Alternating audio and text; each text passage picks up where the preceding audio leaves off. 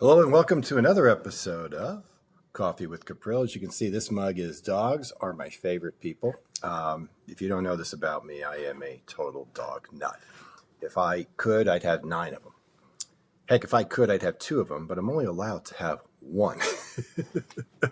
Fortunately, though, my son Wes has one, and he lives very close by, so it's kind of like I have 2. But I don't know what it is, but dogs just I don't know. I get them. They get me. Maybe that's the thing. Hey, I want to share with you a little personal story, and bear with me here because it's not about me.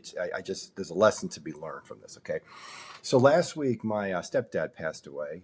He and my mom had been married almost 50 years. They married when I was 10, and my sister was 13, and he didn't have any kids of his own, so he kind of jumped into the parenting pool at a tough time. 13-year-old girl, and let me tell you, my sister, she was 13 going on 27, and me at 10. Believe it or not, I was a little rebellious. um, I was my parents had broken up like a year, not that long before, so it was everything moved fast, and there were some silly reasons for that. But in any event, he met my mom and they got married. He got introduced to my mom. Our neighbor across the street was his sister. So she introduced them, and and they got married. And he was very different from my dad. In some ways, that was great. In other ways, maybe not so great. But what he did expose me to was a series of books that were all about personal achievement, power of the subconscious mind, goal setting, things like that I was completely unaware of as a 10, 11-year-old. And that was probably, maybe other than the Bible, that was the most influential pieces of literature I ever read. Think and Grow Rich is a classic. The Power of Your Subconscious Mind is another one. There are quite a few. Earl Nightingale, W. Clement Stone, just really, really good stuff that was very helpful for me in setting goals and in overcoming some of the obstacles or problems that I had as a young teenager, of divorce, etc. So we weren't tight like father and son would be, and there were times where we weren't close at all. But he cared deeply for my mother, and so when he passed, he lived to be 89. He had longevity in his family. In fact, he's the youngest. I mean, his older sisters are still alive. And when he was in decline, we didn't really ever talk much about money.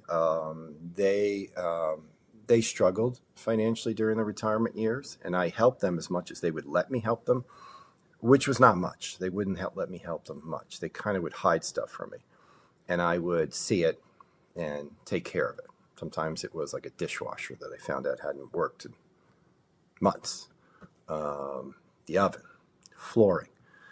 So that was a little challenging for me because, I'm living a comfortable existence and I want them to live a comfortable existence. I kind of get where they were coming from, though, about not wanting to go to their kids.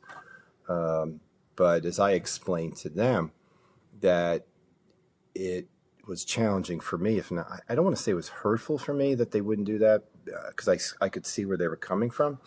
But, if my mother, at the very least, does not have those things, which I think she should have, and I can afford to give them to her, well, I want to do that. So the retirement years were a little bit of a challenge, for them. But when the day he died, I went over. I saw him the night before, and he had come home. They had hospice care at the house.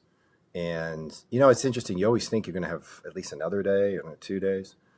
And when I got there, he was coherent, but very weak, very tired. And I helped him get from a chair into bed. And then he just kind of went to sleep. And then me and my mom spent time at the kitchen table eating. And then when I left, I went over, told him that I loved him. And he told me that he loved me too.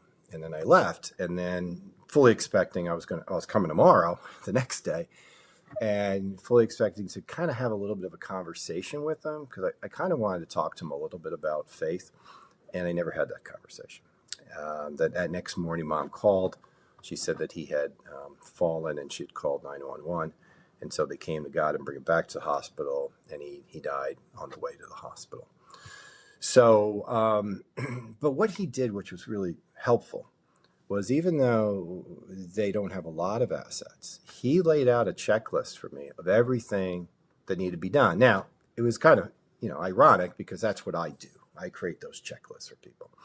And so everything he had on there, it's like, yep, got to do that. Yep, got to do that. And so he really had that figured out. He really didn't miss a step. And that was very helpful for me because I didn't have to go hunting for things. I didn't have to say, well, where's the Medicare supplement being paid from? How much is it? Now, he had it all lined out in just a couple of pieces of paper, which was great. So the lesson I want to embark is and I've talked about this before, but you need to have a checklist. Okay. I don't care how old you are. I went home after that. I went home and updated mine and put it in electronic format with a link. Now, I don't want to get into techie how you do that, but made sure Beth and Wes have it so that there's never any question about where everything is. Now, in your case, as a client of mine, I have a pretty good idea where everything is. And so if you want, you can, if your heirs have nothing more than my phone number, that is a good starting point. And I can naturally walk them through it. But it is helpful when a lot of families don't talk about money. I encourage them to talk about money. Mine didn't because there wasn't much to talk about. And it became awkward for them to do it. They were even, I think, a little bit embarrassed, which they shouldn't have been. Any success that I had is a result of what they did for me. But nonetheless, it was great, though, to have that and work it from there. So make sure that, if I haven't met your adult children, that we at least have maybe that brief opportunity to do so. They can at least have the information to reach out to me. We'll make that process as smooth as we possibly can and try to work it out for them. But that's the reality of life. That's why I do what I do to help people during that most challenging of times.